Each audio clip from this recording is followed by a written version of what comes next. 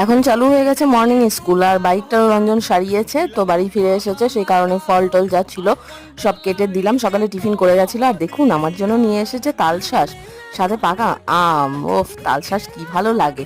তারপর আমি দেখলাম যে বেলের শরবতটা বানিয়ে নিই, বেলগুলো ভরাই রয়েছে গরমের মধ্যে। আজ এসেছে বাড়িতে চরণ, হ্যাঁ আজকের বিশেষ অতিথি নিয়ে এসেছে। দেখুন দুটো পাক্কা কুমড়ো, এত ওয়েট আর এত বড় যে একটা হাতে তোলা যাচ্ছে না। আমার তো কি দারুণ লাগে এইসব জিনিস দেখতে, গোটা গোটা।